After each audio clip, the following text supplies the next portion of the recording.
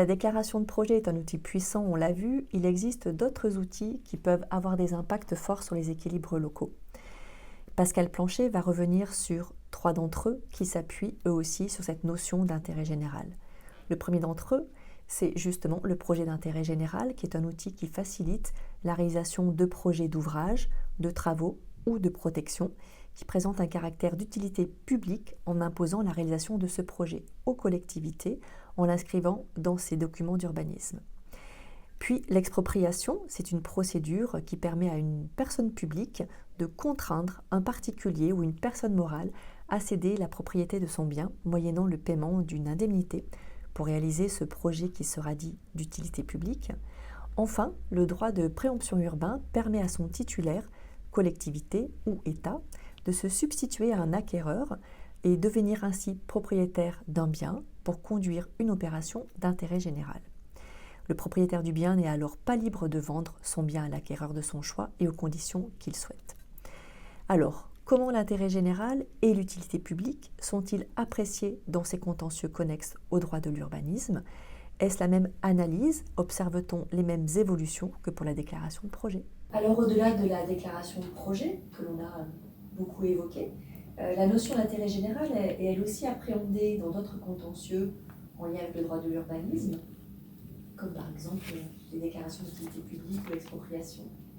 Oui, effectivement, cette notion d'intérêt général, elle est très présente dans le contentieux de l'expropriation, qui est un contentieux, on va dire, très proche du contentieux de l'urbanisme, puisque quand on exproprie, c'est souvent pour mettre en place des projets d'aménagement.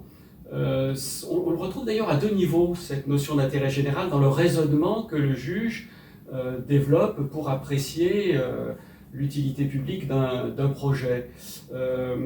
Cette notion d'intérêt général, elle est d'ailleurs ancienne dans la jurisprudence, on la retrouve dans les années 30. Le juge va se demander si le projet qui justifie l'expropriation poursuit effectivement des objectifs d'intérêt général. Et il faut dire qu'il se laissera assez facilement convaincre, des objectifs de mobilité, des objectifs de création d'emplois, des objectifs d'amélioration des infrastructures, sont assez facilement vus par le juge comme des objectifs d'intérêt général.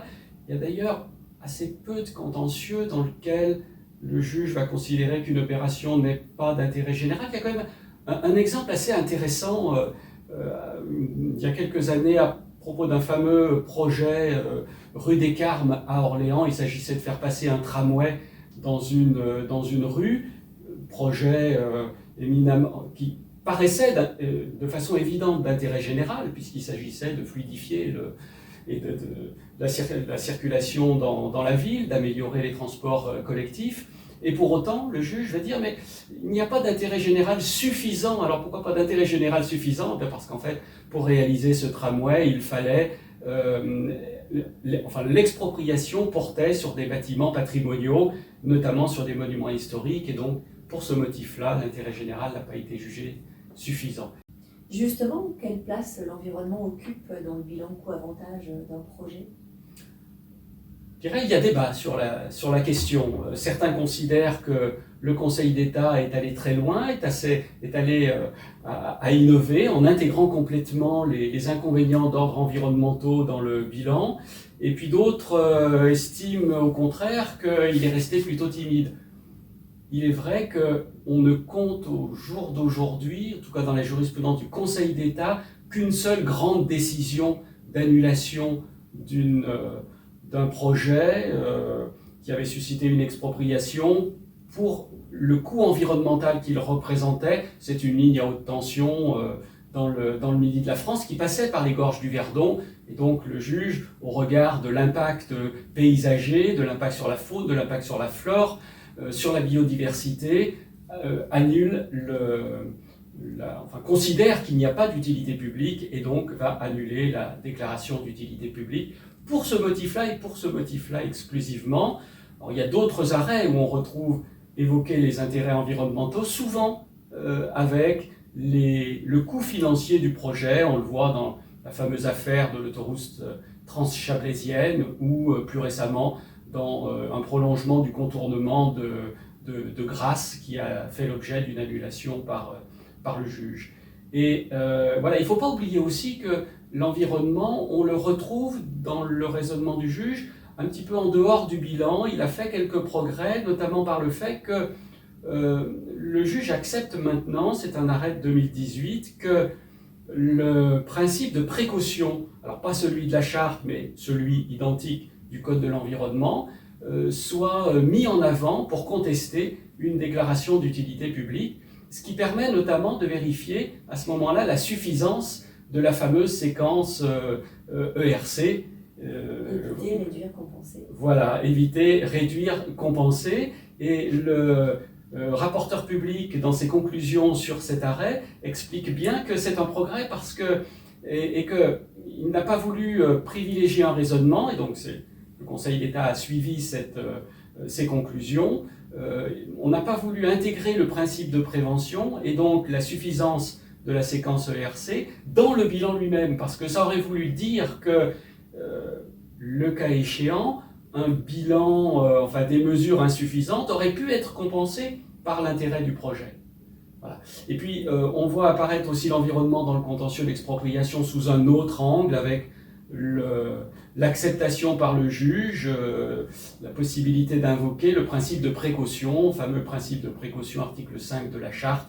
On peut contester un projet d'expropriation au regard du principe de précaution en considérant qu'il y a un vrai risque pour la santé humaine liée au projet en question, un risque qui n'est pas complètement avéré, mais qui est possible, qui est voire probable, et en tout cas s'interroger si l'administration a pris suffisamment de mesures pour tenir compte de ce risque.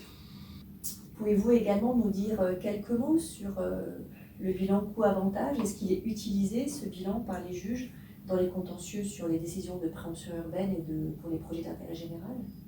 Alors, cette théorie du bilan, cette façon de raisonner est utilisée très exceptionnellement et très rarement en dehors du contentieux de l'expropriation. Mais c'est vrai qu'on le retrouve dans le contentieux des fameux PIC, des projets d'intérêt général.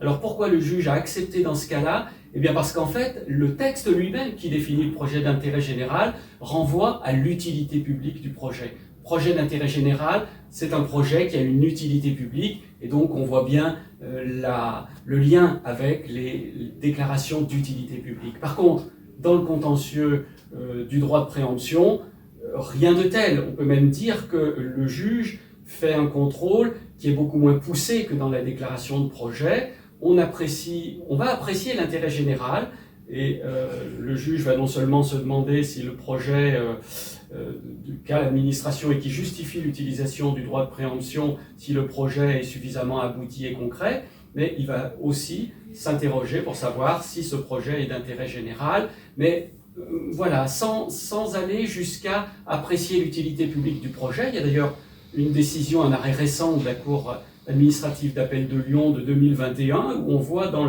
l'argumentaire du juge une réponse au requérant qui disait mais ce projet, le projet qui justifie la préemption a beaucoup d'inconvénients, et le juge lui dit, c'est noir sur blanc dans l'arrêt, mais on apprécie l'intérêt général et non pas l'utilité publique du projet.